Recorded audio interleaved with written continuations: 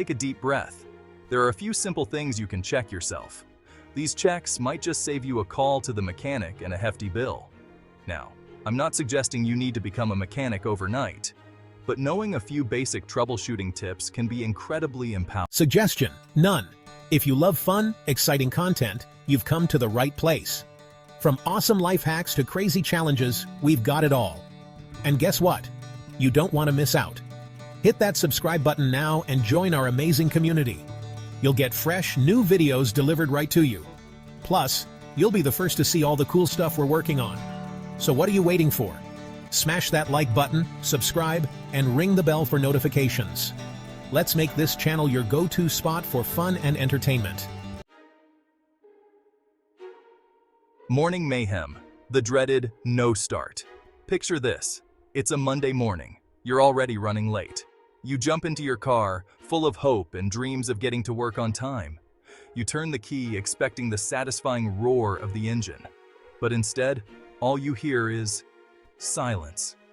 Or maybe a pathetic clicking sound. Your heart sinks. The car won't start. We've all been there. It's enough to ruin your day. But don't despair. Before you hurl your coffee mug at the windshield, take a deep breath. There are a few simple things you can check yourself. These checks might just save you a call to the mechanic and a hefty bill. Now, I'm not suggesting you need to become a mechanic overnight, but knowing a few basic troubleshooting tips can be incredibly empowering. It's like knowing how to change a light bulb or unclog a sink. Simple fixes that can make your life a whole lot easier. So, let's roll up our sleeves and dive into the world of car troubleshooting. Don't worry, I'll be your guide every step of the way. We'll keep it simple, straightforward, and hopefully even a little bit entertaining. Battery basics, the heart of your car. First on our list of suspects is the battery. Think of it as the heart of your car. Without a strong heartbeat, nothing else works. A dead battery is often the culprit behind a no-start situation. How can you tell if it's the battery? Look for these telltale signs. Is there a sluggish crank when you turn the key? Do your headlights appear dim or flicker? These could be signs your battery is running out of juice. Another thing to check is the battery terminals. Are they covered in a white, powdery substance? That's corrosion, and it can interfere with the electrical connection. A bit of baking soda and water can clean that up. If you have a multimeter, you can check the battery voltage. It should read around 12.6 volts. Lower than that, and you might need a jump start or a new battery. Speaking of jump starts, knowing how to properly jump start a car is a handy skill. Just remember the red cable goes to the positive terminal and the black cable goes to the negative terminal. But remember, safety first.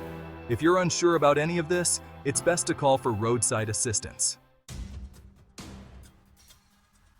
Click, click, silence, starter and alternator woes. Let's move on to the starter motor. This little guy is responsible for actually turning the engine over and getting it started. When you turn the key, you're sending power to the starter motor to do its job.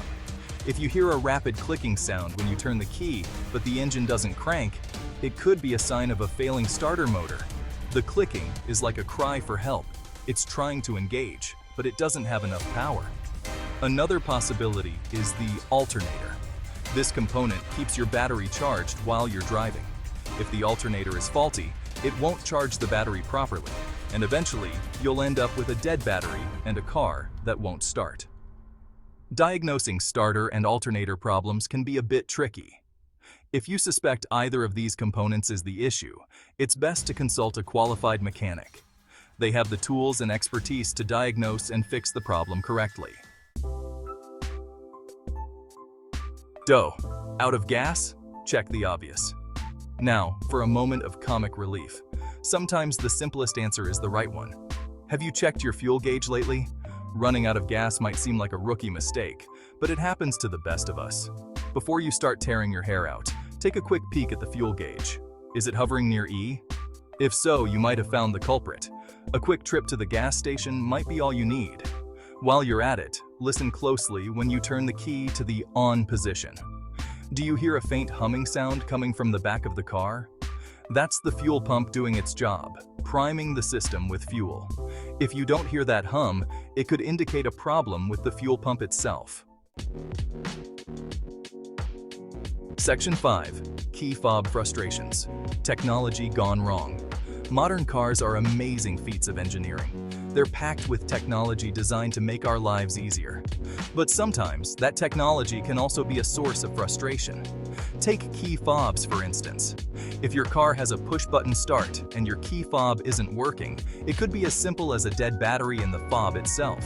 Most key fobs have a small, replaceable battery. You can usually find instructions on how to replace it in your car's owner's manual. Another thing to check is the immobilizer system. This system uses a chip in your key fob to prevent theft. If the car's computer doesn't recognize the chip, it won't allow the engine to start. You might see a flashing light on the dashboard that looks like a car with a key symbol if there's an issue with the immobilizer. If you suspect this is the problem, it's best to contact your car dealer or a specialized locksmith. Section 6. Fluid check oil coolant and temperature tantrums. Just like humans, cars need fluids to function properly.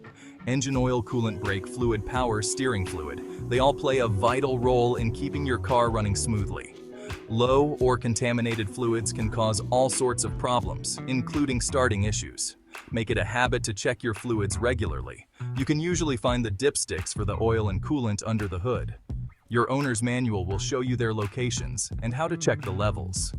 Extreme temperatures can also wreak havoc on your car's fluids. In cold weather, oil can thicken, making it harder for the engine to turn over. In hot weather, coolant can overheat, leading to engine damage. Make sure you're using the correct type of oil and coolant for your car and climate. Section 7. Sensor suspects. When your car gets too smart. Modern cars are equipped with an array of sensors that monitor everything from engine temperature to tire pressure. These sensors send information to the car's computer, which uses it to optimize performance and alert you to potential problems. However, sometimes these sensors can malfunction, sending incorrect signals to the computer. This can confuse the system, leading to a no-start situation. For example, a faulty crankshaft position sensor can prevent the car from starting because the computer won't know the position of the crankshaft to inject fuel and spark the ignition. If you suspect a sensor issue, it's best to consult a mechanic. They have diagnostic tools that can read the codes from the car's computer and pinpoint the problematic sensor. Section 8. Call in the cavalry. Knowing when to get help. We've covered a lot of ground today, and I hope you found these troubleshooting tips helpful. But remember, even with the best intentions, there are times when it's best to leave it to the professionals. If you've tried the basic checks and your car still refuses to start, don't hesitate to call a qualified mechanic. They have the knowledge, experience, and tools to diagnose and fix the problem safely and effectively. Think of it this way: you wouldn't try to perform surgery on yourself, would you? Cars, while not as complex as the human body, still have their intricacies. Sometimes it's best to trust the experts. So, next time you find yourself facing a no-start situation, don't panic. Take a deep breath, remember these tips, and see if you can get yourself back on the road. And if all else fails, there's no shame in calling for help. Thanks for watching, and remember, the best is yet to come. See you in the next video.